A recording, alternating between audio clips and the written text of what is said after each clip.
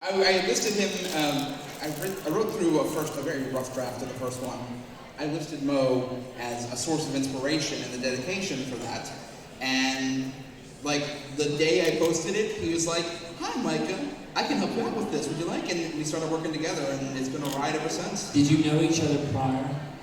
I think we were aware of one another and had chatted very briefly online, but I wouldn't say that we're friends at that point. Right. We're not friends. We're arch enemies. Still working on that. So, naturally, many of you know that Mo writes the unofficial novelization for VIII. And, alright, we'll get to the Nibelheim in a minute. And you would come as a guest presenting that book. And then we came to the introduction of the Nibelheim incident, which is a novella, or as we advertise it, even though it's as thick as a book. And it was hugely successful. It was, in fact, it's the most successful thing we've presented in literature form. And, like you're surprised. And then we've actually reached a point where we really wanted to do more with it. Some of you may know this, some of you may not. But we actually turned it into an audiobook series. And we have Liam Mulvey, the voice actor of Libertas Ostium from 15. He actually is the one that reads it. And it's available on our Patreon. So I do encourage you to come listen to the prologue that we posted. Chapter 1 will be going up basically as soon as I get home and to my desk. And we'll be releasing them bi-weekly from there. So the Nibelheim was a huge success. But then we realized, you know what, we've done a lot of VII. And as much as I love VII, we need to move on. So then we came to do this event, and we knew we'd already been informed that the VIII remaster was on its way, so we thought, well, okay, let's look at VIII. And lo and behold, we found you in some gutter. And we said, want to write a book? Not too far from the truth, actually. Okay. It makes for a more dramatic story. I was down on my luck, rain, just... So, I think at some point Mo came to me and said, look, are you interested in this book? Is it something that you want to go further with? And I said, you know what, sure, let's look at it. I won't make any promises, but I'm open to the idea. So, we spoke, we argued. I think it would be safe to say that of all the things I've ever worked on in Kupocon, this is the one I was most passionate about. Which meant that I think passionate's a euphemism. It's certainly one that we wanted the most involvement on, because obviously we were well aware that VIII's your favourite. Something to do with it. really did not want to get it wrong. So. I think it's safe to say every Final Fantasy game has you can interpret it in different ways, okay? So I have a very clear interpretation of VIII, which is obviously the correct one. And then you had one too, which was the wrong one. So I pushed you onto the right track, you're welcome. But no, this really is, I mean, just look at this. You know, it really is quite something. That Nikki, it's the best I know. Because the artwork really just... What's that, just Sam? I respect your personal opinion, but I may have a different one than you. I won't blow my horn actually the cover, but whatever. But you know you've been credited? Sorry? You've been credited with the cover design? Oh, I know. Yeah. I know I've been credited. If I hadn't have, I wouldn't be even showing the book off. It's a stunning book, and then not only is it got stunning literature inside it, it also has more stunning art. Do you want to talk about the artwork inside? Yes, absolutely.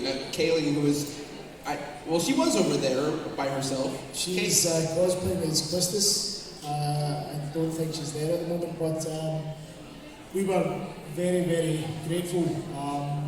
Originally, the plan had been to release it without artwork, but the kind of stars aligned a little bit with Kaylee being available, and we were hugely grateful to be able to welcome her on board and then to be able to headhunt her a little bit. How many pieces of artwork do we have inside the book? I think it's about 10 pieces. Lovely. And it's just the amount of effort. And first off, I was stunned because we were talking back and forth on Messenger, and she hey, that piece of artwork you suggested yesterday, here it is. Would you like changes? And we would make one of the suggestions, and then an hour later, here are those changes. And it's amazing, incredible quality. She knocked out like the first 5 of them Oh, I within know. the first week. It's fantastic. Those who don't know, the same individual made us an artist series, which you may have seen, and it was like 3 cards delivered in one day. I was like, oh, okay, it's fine. You had 3 months, but 3 hours is fine too. And it brings the book alive. It really does. So let's talk about the challenge, because this was not made the way it is originally. I know that you drafted a lot of the game already, and then I guess we decided that we were going to take a portion of the beginning and create it as a standalone. Talk about the process of how, because I know that even Mo, you've said that this was actually one of the toughest, probably because of crunch time, because of the amount of time that we had to actually do it. It all came together sort of within the process of about 4.5 months, because I do have a rough draft of the entire first disc, and calling it rough is generous. Working with Mo and having him come on to edit has really, it went from very much a skeleton product to, even with the work we've done up to this point, which is up to like the 17th or 18th chapter of the final book, it's night and day between having the original rough draft and now. And then when it came to, okay, we're not going to have the full book done, let's do a preview novel, we said we've really got to make this as polished as possible. So it became a whole team effort. With me and Mo, I would write a version, he would send it back with some notes, I'd make those note changes, then we would go through the entire process again of reading through everything, and we used every minute of those 4 months we had. To give you an idea of how close we cut this one, I think we placed the order on the 5th of September. Yes. Wow. That's how close. Wow. Stupid boys. The whole process itself, we were very grateful. We knew that it was such a small window of time, but because of the experience I personally had with the Nibelheim incident, I already knew the best way to work with an artist. I knew how to get the editors. Kira, who's sitting right over here, helped us out. A big thank you to Kira for all her support. We really appreciate it. Stand up. But being able to do that in such a short space of time, that's where the challenge lay, in restructuring some of the books so that it made sense in the format that it's in.